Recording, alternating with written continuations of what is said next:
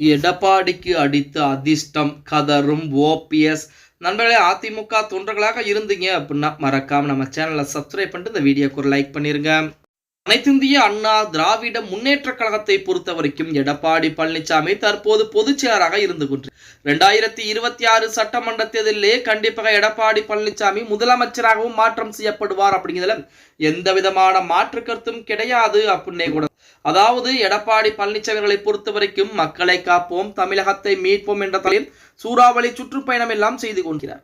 அந்த சுற்றுப்பயணத்திற்கு தற்போது வரைக்குமே மிகப்பெரிய ஆதரவுகள் என்பது கிடைத்துக் கொண்டுதான் இருக்கிறது அப்படின்னே கூடலாம்.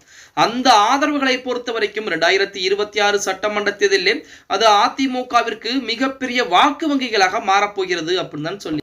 ஏன்னா தமிழகத்திலே திமுக ஆட்சியின் மீது மக்கள் எவ்வளவு கோபங்கள் இருக்கிறார்கள் அப்படிங்கிற தகவல் நம்ம அனைவருக்கும் சரி. இது எல்லாம் ஒரு புறம் இருந்தாலுமே எடப்பாடி பழனிசாமியுடைய ஜோதிடர் ஒரு முக்கியமான ஒரு தகவலை சொல்லியிருக்கிறார்.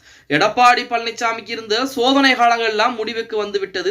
இனி எடப்பாடி பழனிசாமி எதை தொட்டாலும் அவருக்கு மிகப்பெரிய வெற்றிகளாகத்தான் மாறப்போகிறது. அவருக்கு அதிர்ஷ்டமலை என்பது பொழிய போகிறது அப்படின்னு சொல்லி எடப்பாடி பழனிசாமியுடைய அஸ்தான ஜோதிடர் ஒரு வார்த்தையை சொல்லி இருப்பதாக அதிமுக வட்டாரத்திலே ஒரு செய்திகள் என்பது வெளியாகிறது. அதாவது அனைத்திந்திய அண்ணா திராவிட முன்னேற்ற கழகத்தை பொறுத்த வரைக்கும் எடப்பாடி பழனிசாமி ஒரு சாதாரண ஒரு அரசியல் தொண்டனாக தன்னுடைய வாழ்க்கையார்.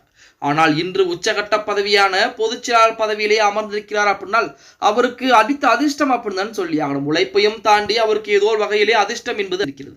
இன்று எடப்பாடி பழனிசாமி நம்பி கிட்டத்தட்ட 2 கோடிக்கும் மேற்பட்ட தொண்டர்கள் என்பது அதிமுக இருந்து கொண்டிருக்கிறாங்க. இப்படிப்பட்ட சூழலில் 2026 சட்டமன்றத்தில் என்பது அதிமுகவின் கைவசம் அப்படின்னே கூட சொல்லலாம். ஓகே காய்ஸ், வீடியோ பிடிச்சிருந்தா மறக்காம லைக் பண்ணிருங்க.